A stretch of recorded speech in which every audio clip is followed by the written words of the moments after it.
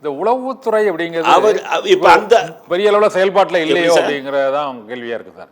என்னடா இந்த வீடியோ போட்டது இவர் ஒருத்தர் இல்ல, இந்த ஜஹபர் அலின்னு இந்த புதுக்கோட்டையை சேர்ந்த ஒரு சமூக ஆர்வலரும் இது போன்ற இந்த கனிமம் மணல் கொள்ளை எதிர்த்து பல்வேறு வீடியோக்களை அவர் போட்டுட்டு தான் இருக்கார் தொடர்ச்சியாக. ஆனால் அவருக்கு சில நாட்களுக்கு பிறகு அவரும் படுகொலை செய்யப்பட்டார்.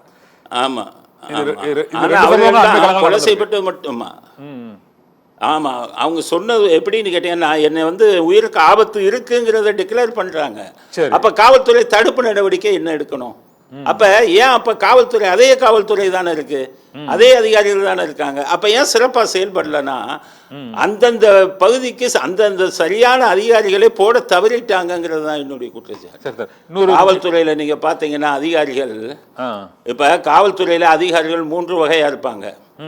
சட்டம் ஒழுங்க பார்க்குற அதிகாரிகள் ஒரு குரூப்பு, கிரைமை பார்க்கறதுக்கு அதிகாரிகள் ஒரு குரூப்பு, உளவு பிரிவுக்கு பார்க்கக்கூடிய அதிகாரிகள் ஒரு குரூப்பு. ஆக ஒரு சில அதிகாரிகள் எல்லாம் அந்தந்த துறையில தான் ரொம்ப நிபுணத்துவம் பெற்றவங்களா இருப்பாங்க. இப்ப அந்த மாதிரி அதிகாரிகளை பார்த்து அந்தந்த துறையை நீங்க கொடுத்தீங்கன்னா அவங்க நிச்சயம் அதுல தங்களுக்கு பல விஷயங்களை அரசாங்கத்துக்கு சாதகமாகவும் குற்றவாளிகளுக்கு எதிராகவும் செய்ய முடியும். அப்படிப்பட்ட அதிகாரிகளை பார்த்து நீங்கள் அவர்களை அந்தந்த பதவியில் அமர்த்த தவறிவிட்டீர்கள் அப்படிங்கிறது தான் என்னுடைய குற்றச்சாட்டு. ஓகே சார், அதனால சரியான அதிகாரிகளை நியமிக்கணும். ஓகே, அதை ஏற்றுக்கிறது சார். ஆனால் சரியான அதிகாரிகளை நீங்க இப்போதைக்கு இந்த ஆவண இந்த புள்ளி விவரங்களை பார்க்கும்பொழுது குற்றச்செயல்கள், அதாவது 2019 எடுத்தால் 1259 கொலை மற்றும் குற்றச்செயல்கள், 2020 1203, 2021 1220, 1013, 2022 அப்படி படிப்படியாக குறைந்து கொண்டே வருகிற மாதிரி தான் இந்த புள்ளி விவர கணக்குகள் இருக்கிறது. ஆனால் நிகழக்கூடிய சம்பவங்களை பார்க்கும் பொழுது அதிகமான எண்ணிக்கையில் இந்த கொலை கொள்ளை சம்பவங்கள் அதிகரித்திருப்பதாக என்னோட கேள்வி என்னன்னா, இது அரசியல் ரீதியாக இதை அணுகுவதற்கான காரணங்கள் ஏன் வருகிறது ஒன்று. மற்றொன்று, இந்த உளவுத்துறை மற்றும் அந்த முன்னரே தகவல் தெரிந்து அதற்குரிய நடவடிக்கைகளை இந்த நெல்லை மாவட்ட காங்கிரஸ் தலைவர் ஜெயக்குமார் அவரும் இது போன்று அவருக்கு கொலை மிரட்டல் இருப்பதாக புகார் அளித்திருக்கிறார். அதே போல ஜஹபர் அலி, இப்போது ஜாகிர் ஹுசேன், இப்படியெல்லாம் பல்வேறு புகார்களை அளித்தும் அந்த நடவடிக்கைகளை இவர்கள் எடுப்பதில் அந்த நிர்வாக ரீதியாக என்ன சிக்கல் இருக்குது சார்? ஒருத்தர் கொலை மிரட்டல் ஒருத்தர் போய் வீடியோ கொடுக்குறாருன்னா அவருக்கு உடனடியாக செக்யூரிட்டி கொடுத்துட முடியுமா அந்த ஸ்டேஷன்ல இருந்து? இப்போ கொலை மிரட்டல் கொடுத்தவர் குறிப்பிட்ட ஒரு அரசியல் கட்சி தலைவராக இருந்தால் அங்கே காவல்துறைக்கு ஒரு பயம் வரும்.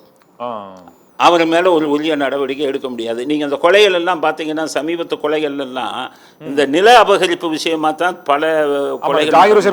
நில அபகரிப்பு பிரச்சனையில தான் கொலை பண்ணியிருக்காரு. ஆமாம், நில அபகரிப்பு தான் வரும். அப்போ என்ன அர்த்தம்னு கேட்டிங்கன்னா, அந்த இப்போ நில அபகரிப்பு நிலத்தை ஒவ்வொரு கட்சியில் இருக்கிற பல கட்சிக்காரவங்க போய் அபகரிக்கிறாங்க, அதை தடுக்கிறாங்க.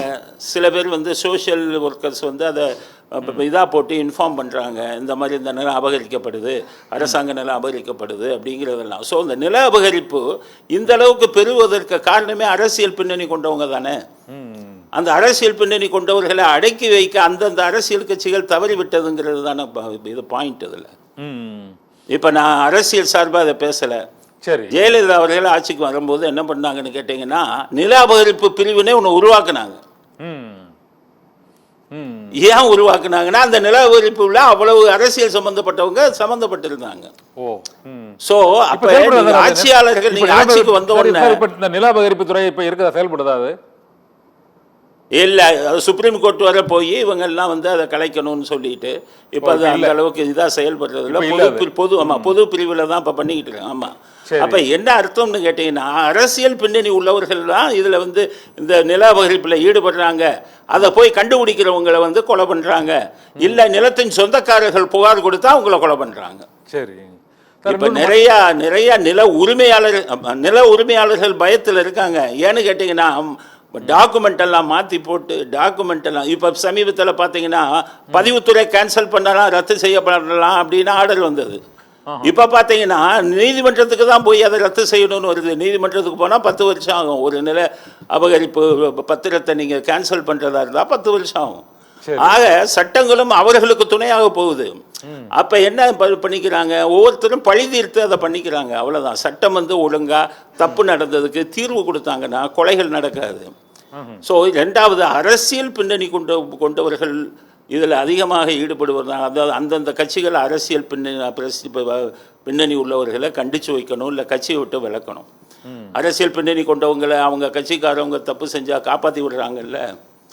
உங்களுக்கு தெரிஞ்சு ஞானசேகரன் கதை தான் தெரியும், கட்சி பின்னணி கொண்டவங்களை காப்பாற்றி விட்டாங்கங்கிறது. எத்தனை வழக்குகளில் எத்தனை இதில் கட்சி பின்னணி கொண்டவர்களுக்கு சாதகமாக காவல்துறையின் கைகள் கட்டப்படுதே, அதெல்லாம் வெளியில் சொல்ல முடியாத எத்தனையோ வழக்குகள் நான் சொல்லலாம்.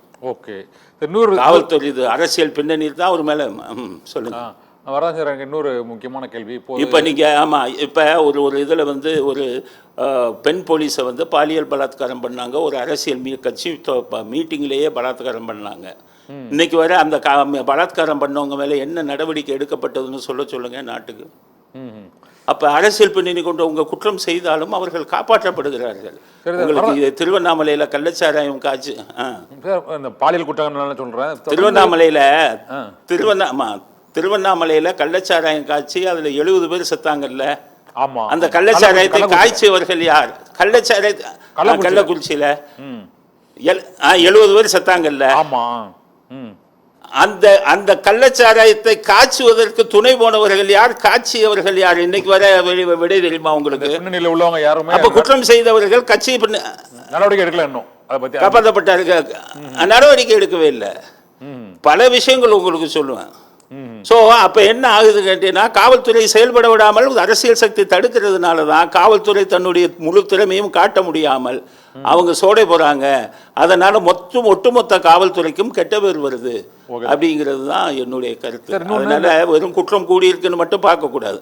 சரி, நீங்கள் இப்போ ஒரு நியூஸ், இப்போ ஒரு இது சொன்னீங்க, அதாவது இதில் வந்துக்கிட்டு கணக்கு சொன்னீங்க, இந்த குற்றம் கூடியிருக்கு குறைஞ்சிருக்கு புள்ளி விவரங்களா. அது நீங்க சொன்னது குற்றப்பிரிவு தமிழ்நாடு காவல்துறையில் இருக்கிற அந்த குற்ற ஆவண காப்பகத்தில் இருக்கிற கணக்கு சொன்னீங்க. சரி, ஆனா உண்மையில வேற தானே? ஆனா உண்மையில வேற இல்ல NCRBன்னு இருக்கு. இல்ல சார், நேஷனல் கிரைம் ரெக்கார்ட் பியூரோன்னு ஒன்னு இருக்கு. NCRB. ஆமா, டெல்லியில. அந்த NCRB சொல்ற கணக்கை பாருங்க, அதுல குற்றம் கூடி இருக்கா குறைஞ்சிருக்காங்கிறது மொத்த கணக்கையும் பாருங்க.